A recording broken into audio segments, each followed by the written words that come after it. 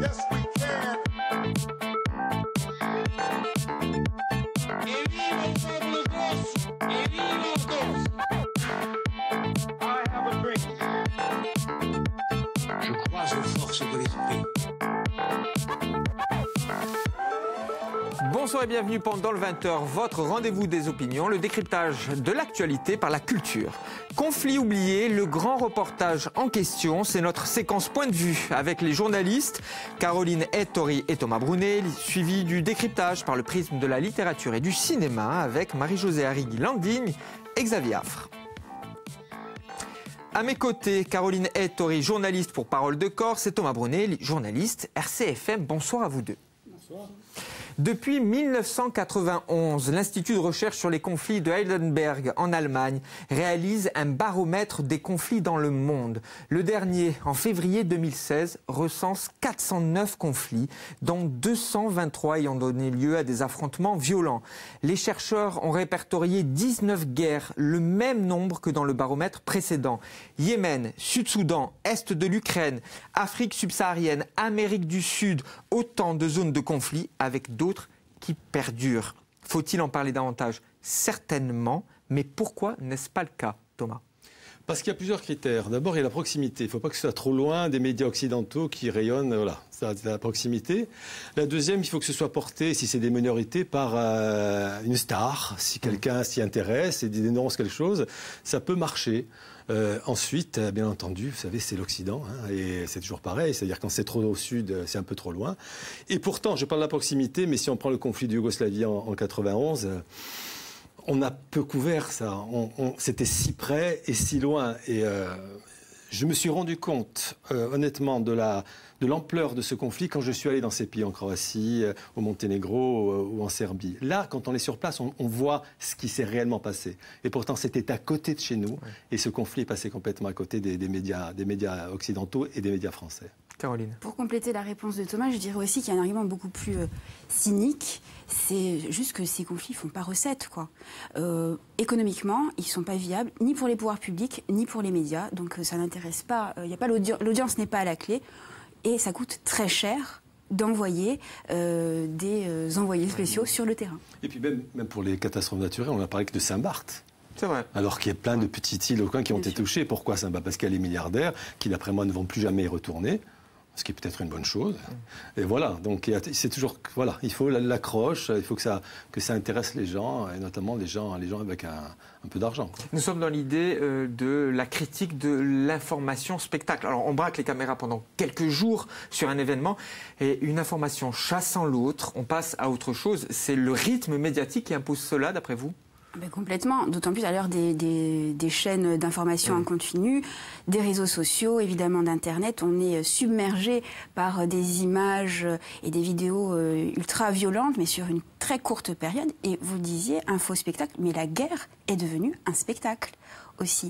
Et il faudrait peut-être se poser la question de comment la communication s'organise en temps de conflit, en temps de guerre, et comment les médias peuvent être aussi instrumentalisés par les forces belligérantes. Et ça pose la question du journalisme. Hein, et puis il y a des manipulations politiques. On parle des conflits oubliés. Il y a aussi la saison qui intervient. Est-ce qu'on a parlé de la Syrie cet été?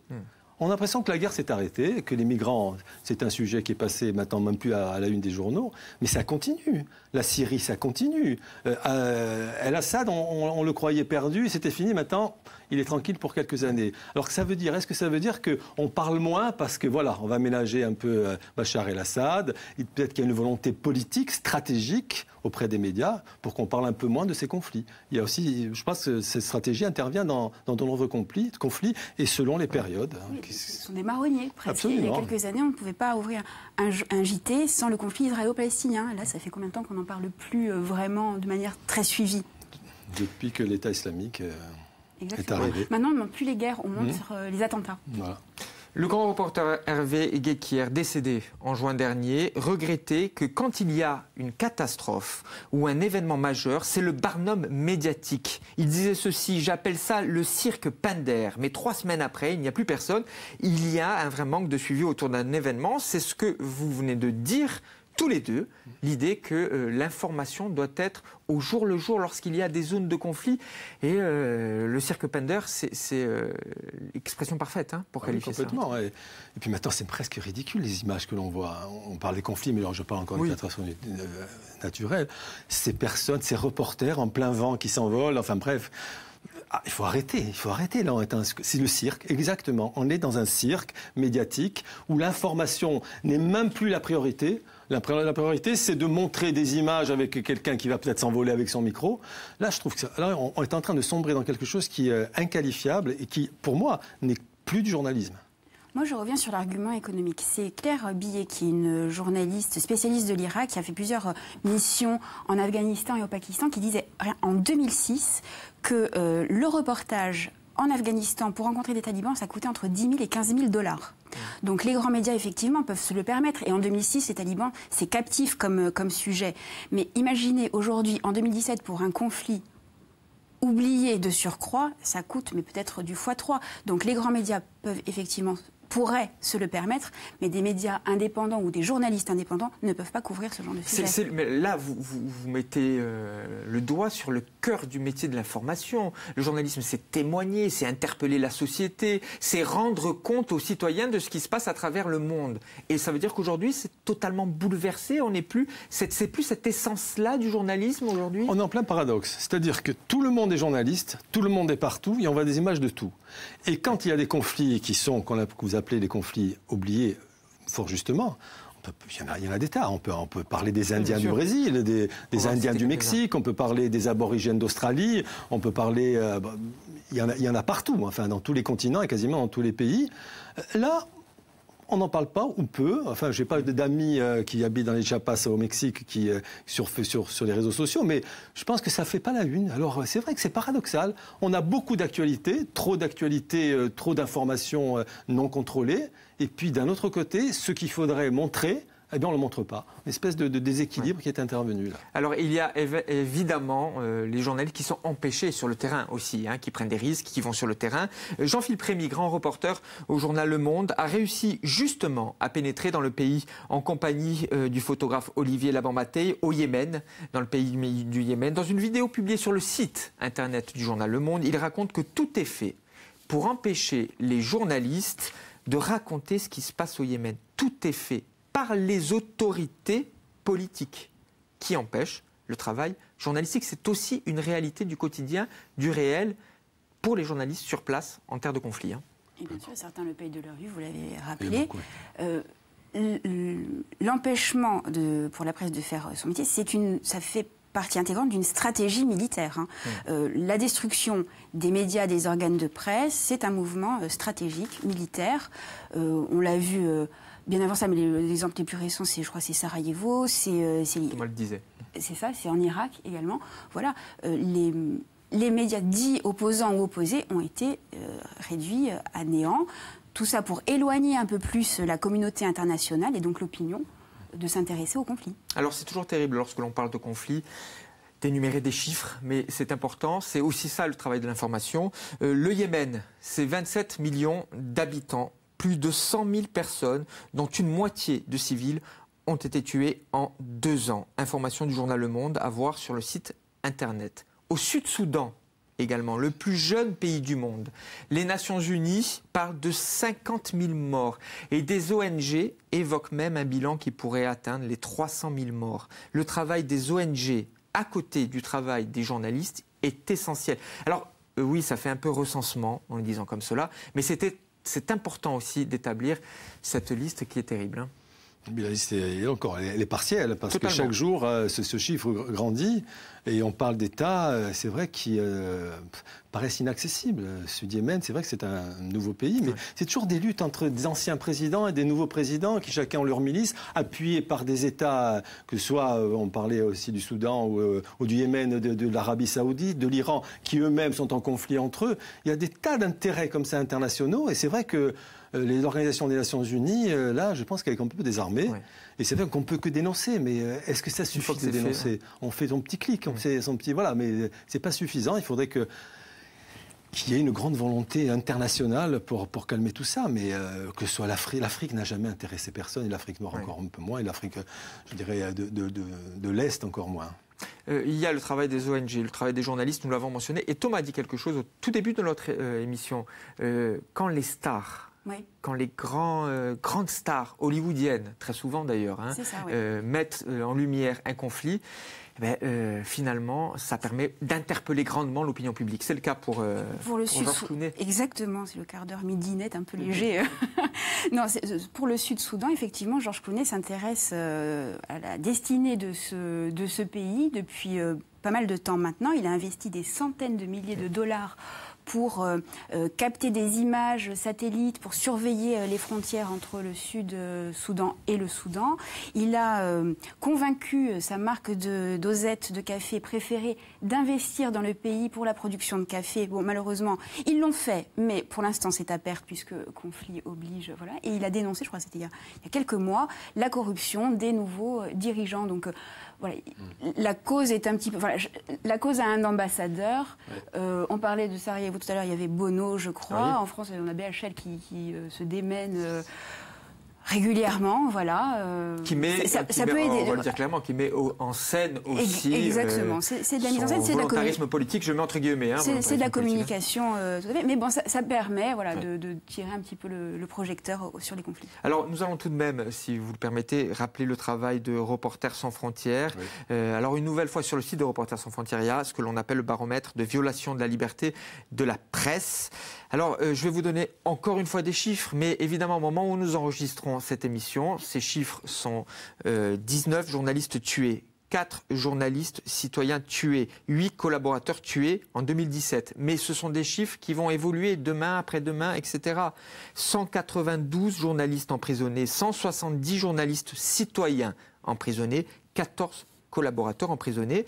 Marie-Jo Harig, dans la seconde partie de l'émission, va faire un focus sur l'action de Reporters sans frontières. Une petite précision pour compléter, sur ces confrères qui sont tombés, la majorité sont des freelance. Parce que les grands médias, et Caroline le disait, n'envoient plus d'envoyés spéciaux. Ils s'appuient sur ces journalistes freelance qui payent de leur vie. Donc il y a ça aussi, c'est-à-dire qu'il y a une stratégie des grandes chaînes ou des grands médias de s'appuyer sur des journalistes qui ne font pas partie de leur maison pour couvrir cette actualité. Et c'est ces journalistes-là qui sont en première ligne, le plus souvent. Vous avez 40 secondes pour résumer votre pensée et répondre à cette question. Conflit oublié, le grand reportage justement en question, mais à qui la faute? Caroline? Eh bien, je dirais un petit peu à tout le monde. C'est vraiment l'intensité du conflit qui fait qu'il va être oublié ou pas. Les conflits oubliés, ce sont des conflits de basse intensité. Pour que les projecteurs se tournent encore vers eux, il faut qu'il y ait un pic aigu, une crise. Et c'est le cas, on le voit, par exemple, en Birmanie, avec les Rohingyas. En 15 jours, il y a eu 300 000 déportés. Ils sont apatrides depuis 82, des violences terribles en 2012. Pourquoi on s'y intéresse maintenant? Parce que c'est la personnalité d'Aung San Suu Kyi, prix Nobel de la paix en 91. Le paradoxe, Aung San Suu Kyi, qui avec son trop long silence et puis sa gestion calamiteuse de l'affaire, refait parler de la discrimination qui touche les Rohingyas. Ce sont des musulmans. Qui sont des musulmans. Thomas. Et la Birmanie, 90%. Moi, je demande aux gens, aux téléspectateurs, d'aller de temps en temps taper simplement sur Internet et chercher « conflit en cours en 2017 ». Et ils vont être surpris de ces conflits parce que 90%, personne ne les connaît. Et ça concerne souvent des minorités, mais vraiment des petites minorités, j'ose dire, qui sont très très peu nombreux, des gens qui se battent, perdus, souvent des causes perdues. Et je crois que c'est ça qu'il faut mettre en avant en fait. C'est que malgré les grosses machines mondiales, qu'elles soient économiques, qu'elles soient étatiques, qu'elles soient religieuses, il y a encore des gens qui défendent des choses qui font partie de leur identité. Et je crois que ces combats-là, pour moi, sont ceux à mettre en valeur. Souvent, ils payent de leur vie. Et c'est surprenant parce qu'il y a des petites minorités qui se battent toutes seules, sans stars, sans personne pour les aider. Bon, je ne sais pas comment les aider, mais de fait d'en parler, peut-être ça fera avancer leur cause. Le cinéma a souvent interpellé l'opinion publique pour rendre compte du travail journalistique sur le terrain. L'association Reporters sans frontières ne cesse de mettre en lumière les zones de conflit oubliées, nous l'avons dit. C'est notre décryptage du soir. Nous ont rejoint la journaliste et éditrice Marie-Josée Harig-Landine et l'historien et cinéphile Xavier Affre. Bonsoir À vous deux. Bonsoir Philippe. Marie-Jo, focus avec vous sur l'association Reporters sans frontières. Oui, Reporters sans frontières, c'est une organisation qui a été créée en 1985 précisément pour intervenir à chaque fois que la liberté de l'information est en danger dans le monde. La liberté de l'information, évidemment, c'est le fondement de la démocratie et il se trouve qu'à l'heure actuelle, près de la moitié quand même de la population du monde n'a pas accès à une information libre. C'est quand même énorme. Donc, bien entendu, RSF, donc Reporters sans frontières, agit et l'organisation a été reconnue d'intérêt public depuis 1995. Ils ont développé un réseau de 130 correspondants dans 130 pays différents. C'est quand même assez important. Et c'est une organisation qui va régulièrement, mais chaque jour, publier des rapports, des communiqués sur la situation de la liberté de l'information et surtout sur les atteintes à celle-ci. Il y a aussi un classement qui est fait chaque année sur la liberté de la presse et qui permet de mesurer dans 180 pays la liberté dont jouissent ou ne jouissent pas les journalistes. Il y a aussi des publications qui sont très intéressantes, comme par exemple les rapports thématiques. En 2013, il y a eu par exemple Ennemis d'Internet et il faisait justement le focus sur les pays qui bloquent complètement la toile, puisque la toile, c'est aussi le moyen de faire sortir des informations du pays. Alors bien sûr, Chine, Corée du Nord et Birmanie, par exemple. C'est aussi une organisation qui sait mobiliser les gens, faire des campagnes un peu choc aussi pour dissuader les dirigeants justement de dictatures ou de pays en conflit de persécuter la presse indépendante et puis pour attirer l'attention du grand public sur tout ça parce que finalement on n'est pas toujours très informé sur toutes ces choses.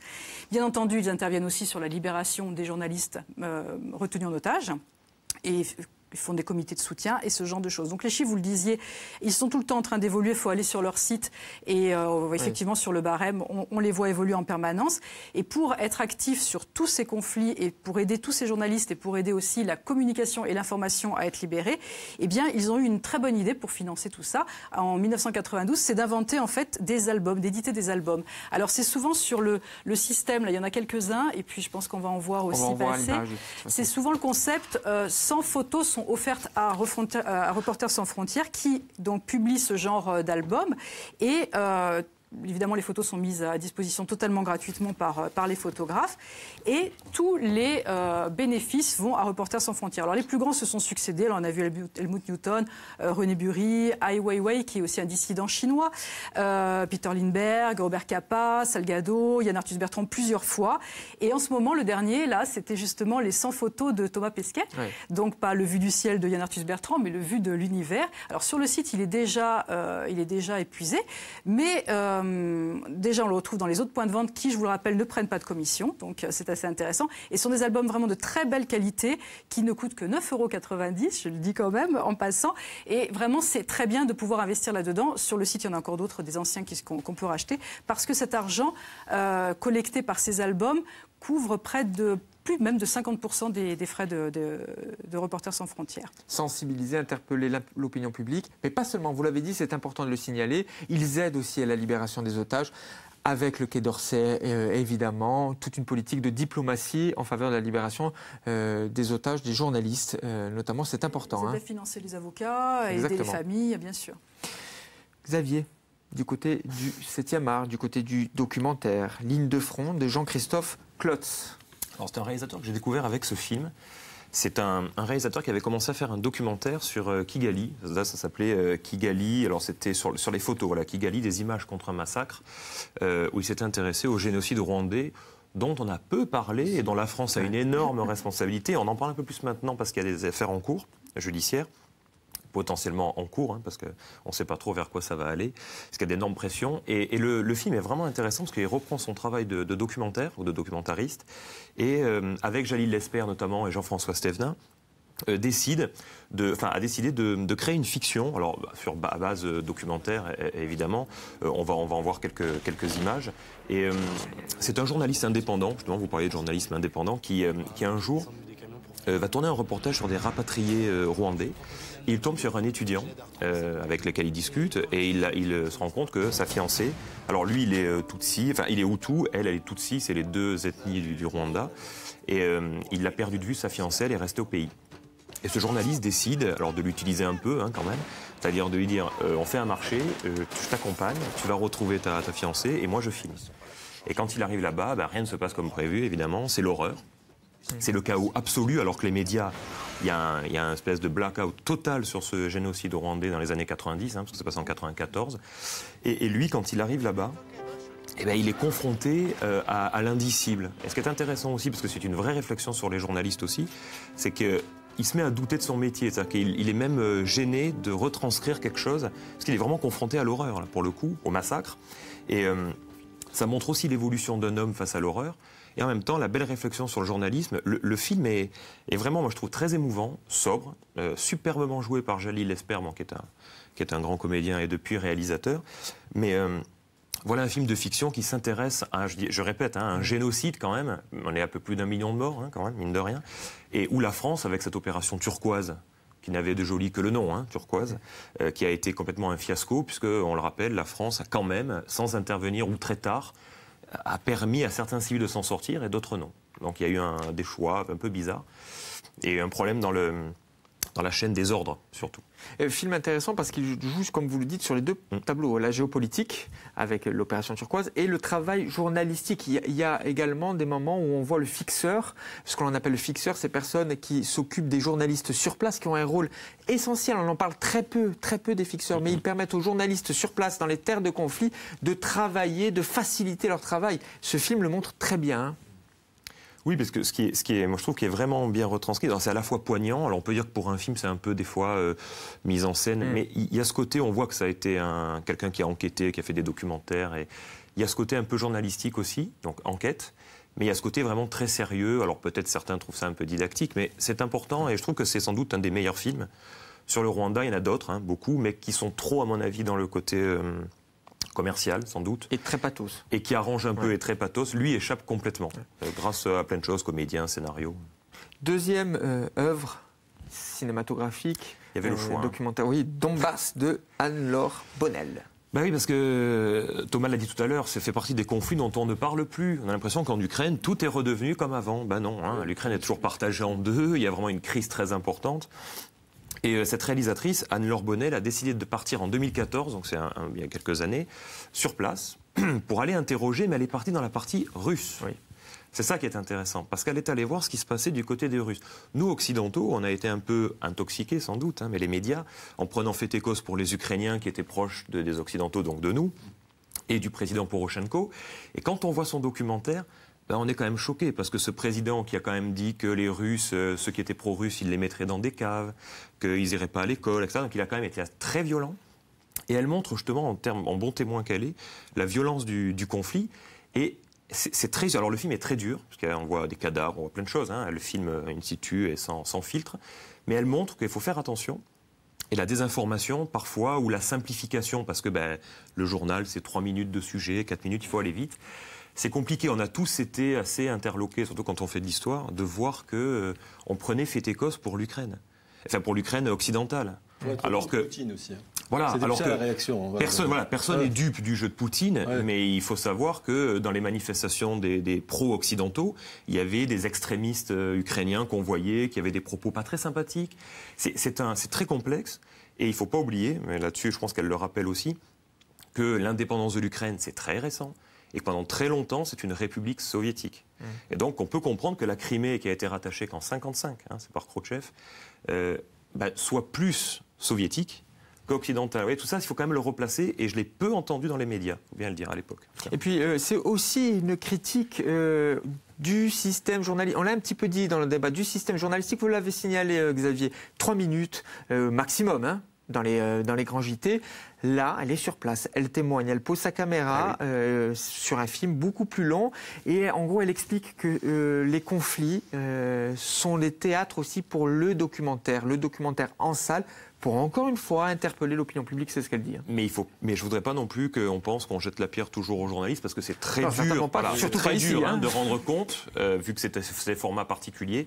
Et sur le terrain, on peut imaginer que les journalistes, il y a des pressions énormes, et c'est très très compliqué. On leur montre souvent que ce qu'on veut bien leur montrer, c'est difficile d'enquêter. Ce qu'un documentariste peut mieux faire, parce qu'elle part sans carcan, elle prend sa caméra. Le documentaire, c'est le moyen d'expression maintenant qui vraiment dénonce les choses plus que les médias, je dirais, au quotidien. Voilà, les gens qui prennent le temps d'entrer dans un pays, de travailler. Et c'est vrai qu'il y a des conflits comme ça qui, à première vue, on prend toujours parti pour quelqu'un, en fait. Ouais. Mais il faut aller un peu plus loin. Et là, je crois que ça a été le cas dans ce documentaire. Mais je souscris même ce que tu as dit tout à l'heure sur plein d'éléments sur le 11 septembre. Qui avait entendu parler de Massoud avant le 11 septembre? Ouais. Il était tout seul. Hein. Merci beaucoup à tous les quatre d'avoir confronté vos opinions, d'avoir débattu sur cette question, les conflits oubliés. Vous pouvez revoir l'émission sur la page Facebook de François Corse via Stella et sur la page YouTube pendant le 20h, hébergée par François Corse via Stella. Évidemment, je vous dis à demain, même lieu, même heure, ça se passe pendant le 20h.